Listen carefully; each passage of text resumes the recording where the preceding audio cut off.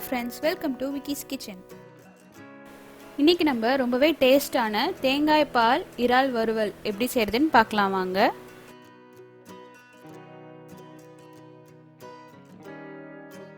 இன்னும் நீங்க என் சேனலுக்கு சப்ஸ்கிரைப் பண்ணலனா மறக்காம சப்ஸ்கிரைப் பண்ணிடுங்க. பக்கத்துல இருக்க பெல் ஐகானை கிளிக் பண்ண மறந்துடாதீங்க. 200 கிராம் இறாலை நல்லா வாஷ் பண்ணி வச்சிருக்கேன்.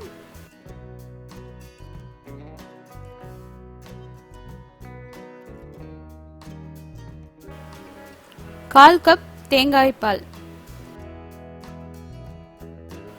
இப்போ இதை நல்லா கலந்து விட்டுக்கோங்க.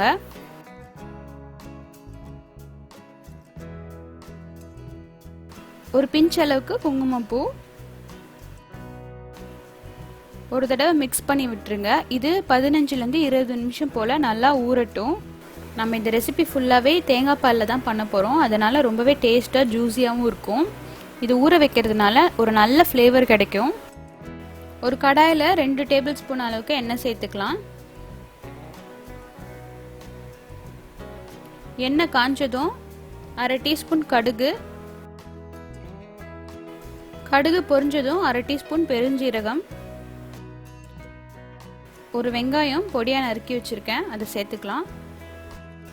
7 பல்லு பூண்டு ஸ்லைஸ் பண்ணி வச்சுருக்கேன் அதையும் சேர்த்துக்கலாம். தேவையான அளவு உப்பு.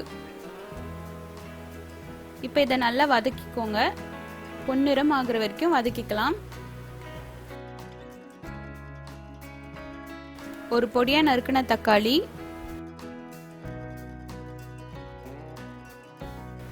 பொடியா நறுக்கின உருளைக்கிழங்கு 1, அரை டீஸ்பூன் மஞ்சத்தூள், 2 டேபிள் ஸ்பூன் மிளகாய் தூள், 1 டீஸ்பூன் காஷ்மீரி மிளகாய் தூள். இப்போ இது எல்லாத்தையும் நல்லா மிக்ஸ் பண்ணிக்கோங்க.